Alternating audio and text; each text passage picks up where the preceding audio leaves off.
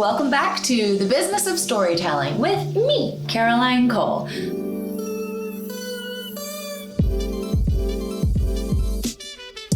Today, I'm going to talk about the love of my life, Audacity. In a little minute, I am going to share with you a tutorial I created a few months ago via Zoom for a seminar that I was doing. So pardon the video quality, because it is via Zoom, it is not via this camera.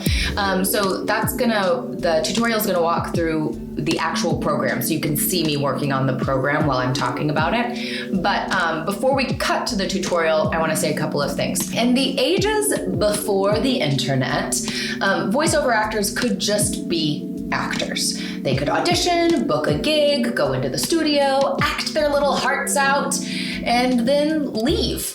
And then an audio editor would take over the rest of it, and all you had to do was act. Those types of gigs certainly do exist. Definitely. They're still out there, but they are few and far between because the majority of voiceover work now is available online. And that means that you'll be creating it, recording it, editing it, all of that stuff from your own at-home studio. I have got 4 steps, 4 simple shortcuts that I walk through each time I am editing my own recordings. The first step is to grab some room noise on your clipboard. You're gonna copy some room noise onto your clipboard, and you're gonna start editing from the end. I always edit from the end. Step 2 is you're gonna listen back for quality with the script side by side. After you've edited it all from the end, you're gonna listen back from the beginning side by side with the script, and then you're going to note any times that you mess up. If you do, knock on wood, maybe you won't. But after that, if you do have any pickups, that's when you'll record them. You'll record them after you've done the quality check. The third step is on to post-production.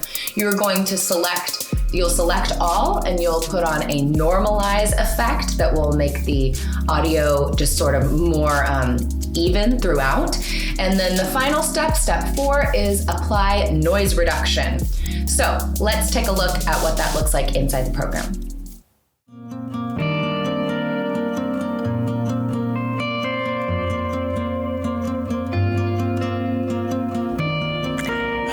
It's Caroline Cole. I am on the road this week, but I am still able to record and do voiceover because yay, having equipment to travel with.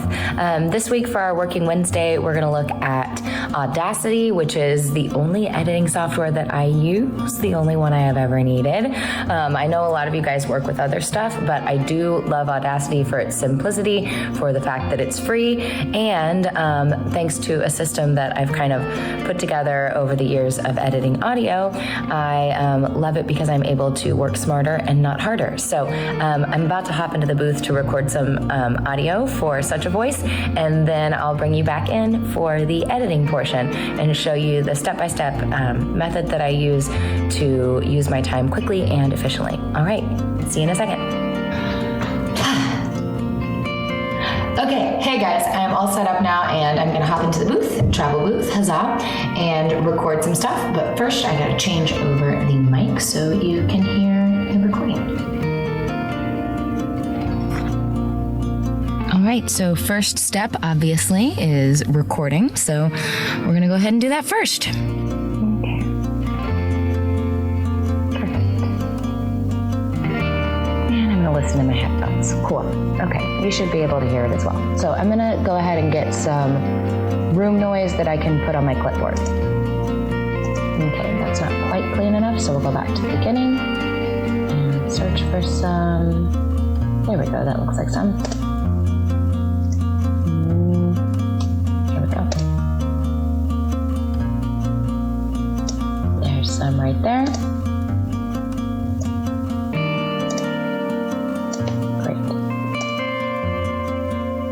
One click in there, so perfect. So what I'm going to do is I'm going to hit Control-C. I'm going to copy that onto my clipboard, and then I'm going to go all the way to the end. The thing with editing that I always like to do is I start from the end. That way I am, first of all, I know how much time I have left to edit, and it helps me make sure I see mistakes as they come. So here, go ahead, I don't need any of this. And I'm pretty sure that looks like a mouth click, so perfect, it is. And I'm gonna Control V, paste that noise onto there. I'm gonna do that a couple more times just so I have some extra at the end. A little bit of dead space, I'm gonna listen back, make sure it sounds okay. And it does, that sounds like clean room noise. So then I'm gonna go back and find the obvious mistakes. When I was recording, because I don't record punch and roll, I record straight through, I do these clicks when I make a mistake. So all I have to do is listen here. But if it's easier, I know that's where I picked up. So I'm gonna select all of this. I think this is probably where it goes. But if it's easier. Exactly. So that's the part I know I need to cut out. This looks like it might be a little bit to get rid of, so let's hear. Perfect. So I just paste that in, and there we go. Listen to make sure it's okay. But if it's easier. Perfect. Okay. So here's another thing I need to pick. If punch and roll. If punch and roll. Perfect. If punch and roll. If punch and roll. And now let's go a little faster.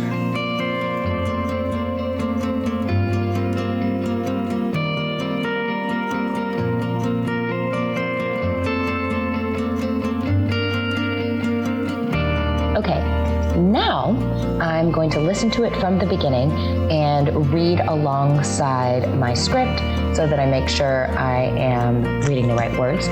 So I just do a quick quality check this way, and I might pick up some, if there's any mouth noise or any big breaths that I want to cut out, I'll pick those up. And let's go.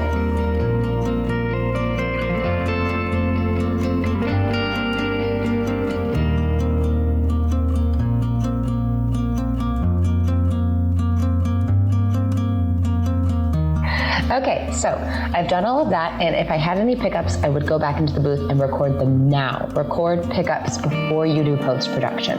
But since I don't, and since this is kind of a short recording, instead I'm gonna go ahead to post-production. I do two things in post-production. First, I normalize. And this will vary depending on what the client asks you to do. But if I have a client who just asks me for a nice clean recording, this is what I do before I deliver it. So I'm gonna select all, Control A, and then I'm gonna go to Tools. Oh, nope, just kidding. I'm gonna go to Effect, and then I'm gonna scroll down to Normalize. I like the -3.5 decibels. I had a client who liked that, so that's kind of my go-to middle. So I click OK. And you see it changes the peak of the audio just a little bit. So it'll be a little bit quieter, which is actually really nice because I have quite a bit of room noise. I'm in a different space this week, as I told you guys. So the next thing is going to be editing out room noise. So I'm going to select some of the room noise, go to Effect, go down to Noise Reduction, get Noise Profile, then I'm going to Control All, get all of that right there, and do that one more time. Oh, let me go over here so we can see it. Click OK. It will apply the noise reduction, but see if it sounds clean. In the booth, punch and roll versus straight. Awesome. And then I am done and ready to export. So I'm gonna make that, just a little bit bigger to talk to you guys. So I am done recording this voiceover version of Such a Voice blog post that I wrote. So you can head back, that was from last week. And now I'm making this for you guys for this week. So I'm gonna export this and then put this all into a movie so that you can watch it too. I hope you guys have a great week, and I hope you are using your editing time to work smarter and not harder. All right. Bye. See you soon. And there you have it, friends. 4 easy steps to high quality audio. Of course, editing is not the only thing that makes high quality audio. The best thing you can actually do for your audio quality is something that happens long before you get to editing. It's creating a sound treated recording space. But that is another video for another week, which we will certainly explore in the future. Thanks for tuning in today for the Business of Storytelling. I'm Caroline Cole, and please follow me on Instagram at Caroline Cole Stories and Twitter at C Cole Stories. And also, please rate, like, subscribe, do all of that stuff. All right, see you next week. Bye.